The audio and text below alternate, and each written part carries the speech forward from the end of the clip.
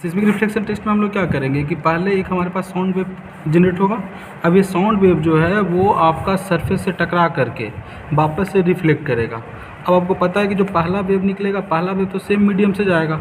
अब मान लेते हैं कि यहाँ पे हमारे पास जियोफोन लगा हुआ है जो साउंड को कलेक्ट कर रहा है। अब यहाँ पे से जब इसको हम लोग हैमरिंग करेंगे तो हैमरिंग करके वेव क्रिएट करेंगे। तो स्टार्टिंग में आपको ये दिया हुआ रहेगा कि जो हमारा जियोफोन है, तो जियोफोन का आपका डिस्टेंस जो है जहाँ से हम बॉम्बार्डिंग कर रहे हैं वो डिस्टेंस कितना है। सपोज दैट कि वो डिस्टेंस कितना है, x रहेगा। अब आपको और क्या दिया हुआ रहेगा कि इसको यहाँ से यहाँ तक ट्रैवल करने में कितना टाइम लगा।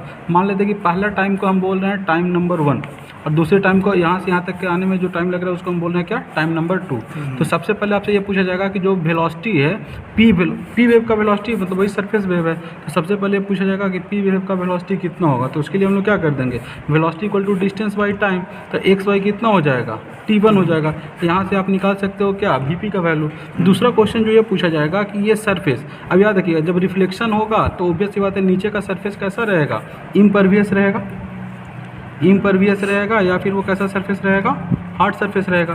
तो इम्परवियस या हार्ड सरफेस के केस में अब ये वेव यहाँ से टकरा करके वापस से आपको जियोफोन तक पहुँच रहा है तो आपको सेकंड वाला भी टाइम दे दिया जाएगा और ये बोल दिया जाएगा कि इसका थिकनेस जो है वो थिकनेस कितना है। तो अब हमको थिकनेस निकालने के लिए थिकनेस को हम लोग सिंपली टी से कन्फ्यूजन हो इसलिए हम लोग मान लेते हैं क्या, कुछ भी एच थिकनेस मान लेते हैं। तो एच थिकनेस का जो फॉर्मूला आ जाएगा वो अंडर रूट क्या आ जाएगा, तो under root of this velocity का स्क्वायर और इनटू में जो टाइम आ रहा था यहाँ से, जो सेकंड वाला जो टाइम आपके पास आ रहा है टाइम 2 का स्क्वायर और उसके साथ साथ हम लोग क्या कर लेते हैं, प्लस में हम लोग कर लेते हैं किसका, सॉरी माइनस में कर लेंगे किसका, जो डिस्टेंस इसका था x का स्क्वायर। तो यहाँ से जो भी वैल्यू आ जाएगा और टोटल का हाफ क्यों कर लेंगे,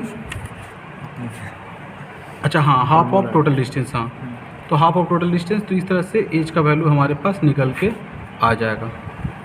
अब चूंकि यहाँ पे साउंड रिफ्लेक्ट कर रहा है इसीलिए इसमें हम लोग क्या बोल देंगे, सिस्मिक रिफ्लेक्शन टेस्ट। अब इसी से रिलेटेड ही आपके पास क्वेश्चन दिया हुआ है।